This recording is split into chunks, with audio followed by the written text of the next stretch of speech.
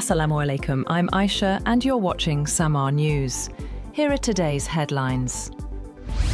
US President Donald Trump confirms talks with Iran following Tehran's announcement that it is ready to negotiate if discussions avoid threats and unreasonable expectations. Iranian President Massoud said talks should protect national interests, while Tehran's foreign ministry emphasized fairness and transparency. Trump highlighted both military preparedness and diplomatic dialogue, with ships deployed to the region as negotiations proceed. Meanwhile, Foreign Minister Abbas Araghchi reiterates that Iran is willing to resume dialogue, emphasizing fairness and respect for Iran's sovereignty and defense programs. India has agreed to purchase petroleum, defense equipment, aircraft, and other US products in a trade deal worth over $500 billion, aiming to strengthen economic ties and reduce the bilateral trade deficit. As part of the agreement, the US will cut tariffs on Indian goods from 25% to 18%, while India will halt Russian oil purchases and reduce trade barriers. The deal covers energy, technology, agriculture, pharmaceuticals, and defense, signaling deeper strategic and economic cooperation between the two nations. A senior UAE advisor said the Middle East does not need another US-Iran confrontation, calling for direct negotiations to reach a long-term nuclear deal. Speaking in Dubai, Anwar Gargash warned against escalation as Washington deploys warships and Iran resumes talks with US officials in Turkey. He also dismissed criticism of the UAE's role in Yemen and Sudan as exaggerated online campaigns.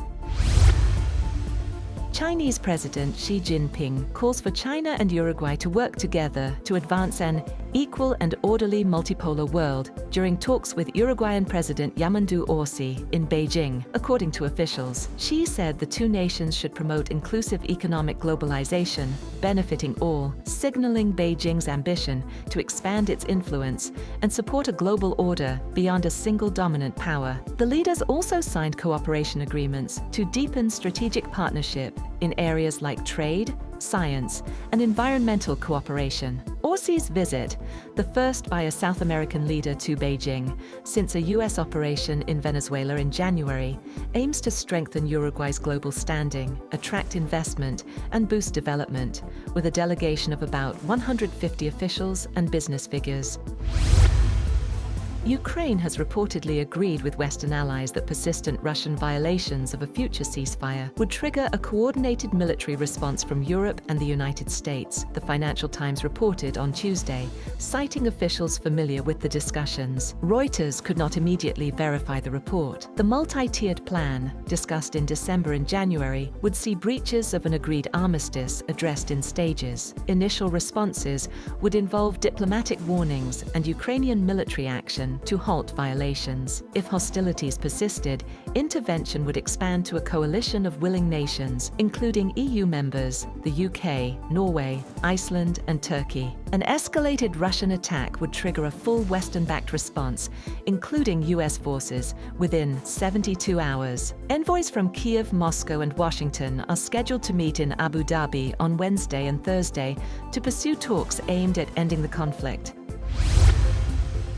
On the other hand, Israel has reopened the border between Gaza and Egypt for people on foot, a move that would allow Palestinians to leave the enclave and let back in those who want to return after fleeing Israel's war in the enclave. The reopening of the Rafah border crossing will be limited, with Israel demanding security checks for Palestinians entering and exiting. Israel and Egypt were expected to impose caps on the number of travellers.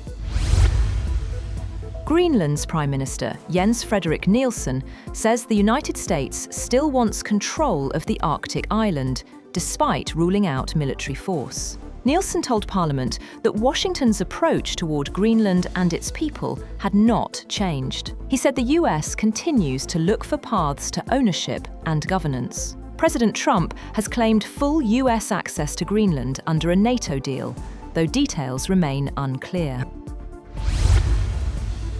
The Kremlin has said that Russia is still trying to de-escalate tensions around Iran and that it had long ago offered its services to process or store Iran's enriched uranium. Asked if Russia was discussing with Iran and the United States the possibility of taking Iranian enriched uranium, Kremlin spokesman Dmitry Peskov said the topic has been on the agenda for a long time. He added that Russia has been offering its services for quite a long time as a possible option that would lead to the removal of certain irritants for a number of countries.